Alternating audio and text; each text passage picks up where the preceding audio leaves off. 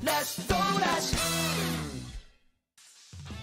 In this episode, Gakuto is back in the dueling seat as he faces off against Galliant to fight for the Student Council. Hey, this is Rex, and let's discuss episode 33 of Yu-Gi-Oh! 7's pretty cool episode. This one, of course, happens as all of our heroes, or at least our main 4 plus the extra 2, so main 6, yeah, are all basically living out their sentence at Goha 6 Elementary.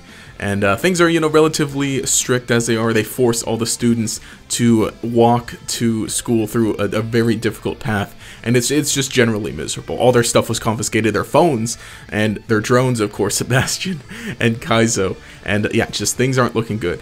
And it kind of hits Gakuto at one point as he realizes that he's not the student council president anymore. He doesn't have those duties. And of course, Ranze is there, and she kind of reminds him, hey, even though you're not the president, you're still Gakuto, you're still master of the Sugetsu style duel. And so that kind of gives him a little more, kind of keeps him up a bit.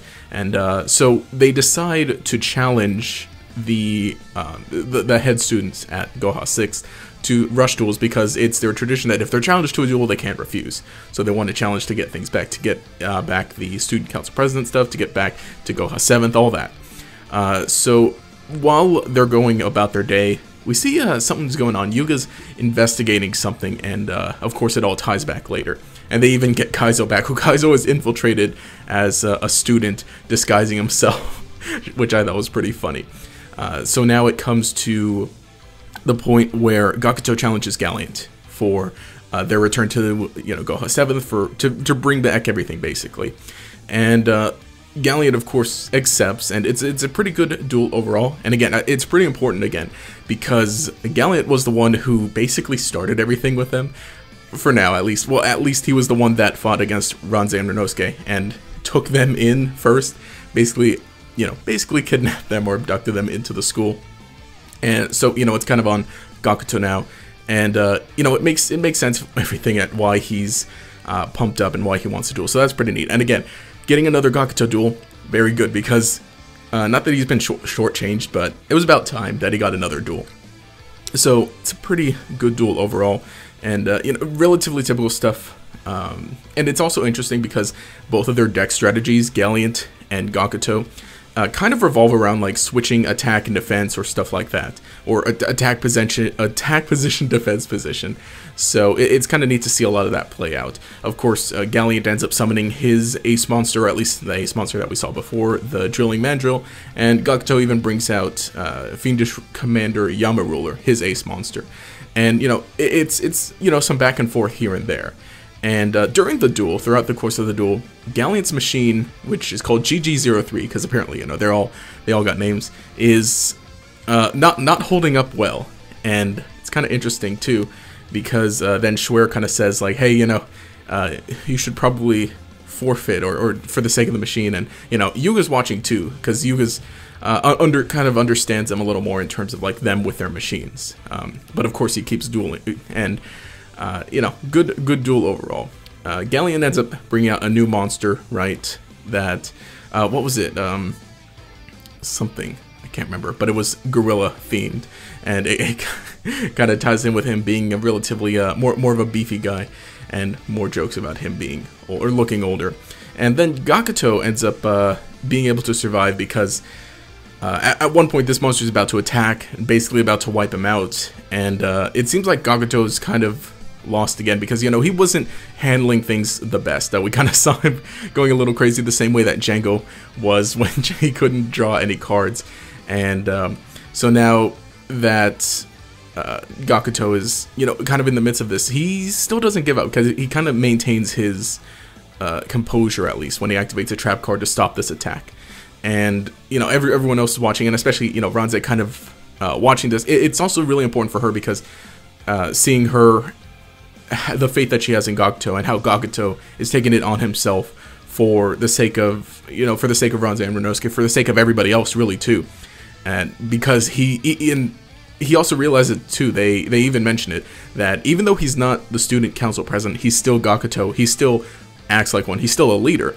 And, it was good. It was good overall because he's just a regular student at the school, and seeing him being kind of pushed down like this and not being able to stand up for everybody, not being able to help everybody the way that he normally does, this duel is his way of doing that.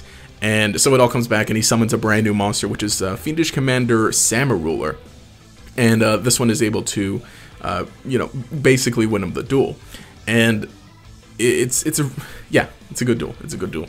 And so he defeats Galliant, and Galliant's machine is just basically done. Well, I don't know. I guess you could repair it, but his machine gives out GG03. And what's interesting is, it has the Goha 6 elementary sticker on it, and it kind of peels off and reveals that it was actually the Omutsuba machine built by Asana. And he kind of reflects also on like his devotion to Asana the whole time, calling her I forget, the Great One or something. But it's also interesting, yeah, again, them upholding their tradition with their machines. We just kind of see a little more of that going on.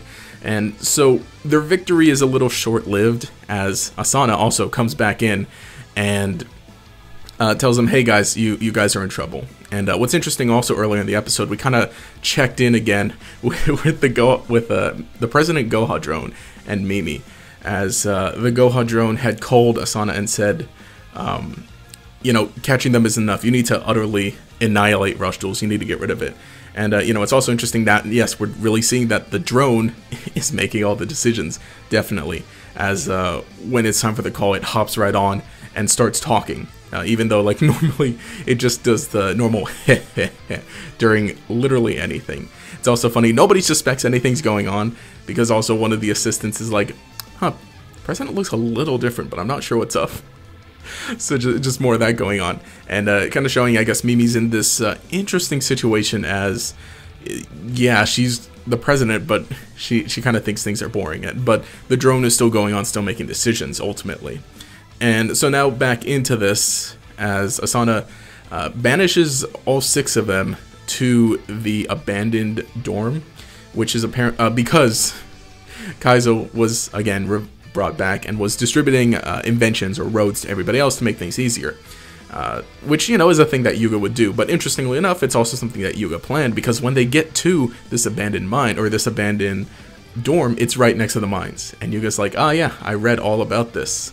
This was our plan all along, not telling anybody, but I mean, they were all gonna be together anyway. They were all gonna do it together, because this is, this dorm is right next to the mine, where apparently something is going on, and they figure that this is where all the secrets are going to be.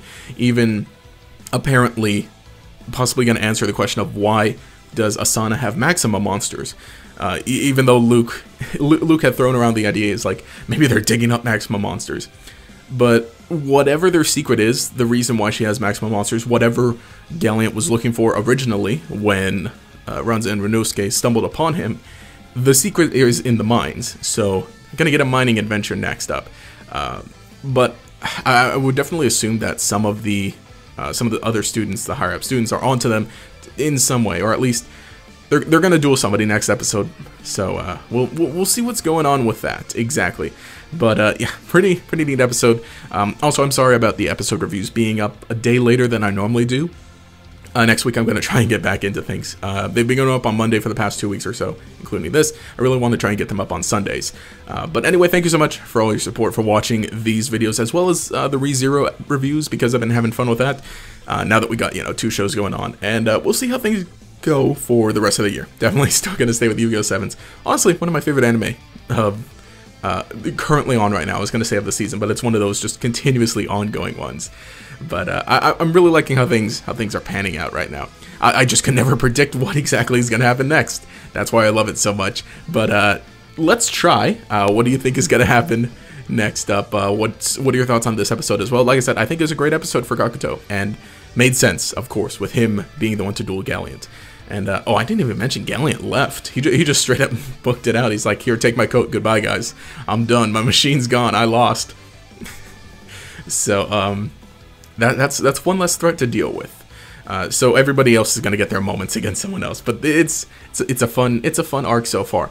But if you enjoyed this video, leave a like and subscribe to show your support. You can enable notifications by clicking that bell icon as well. And make sure you see each new video as it comes out again, hopefully on Sunday instead of Monday next week. But anyway, this has been Rex. Have a nice day.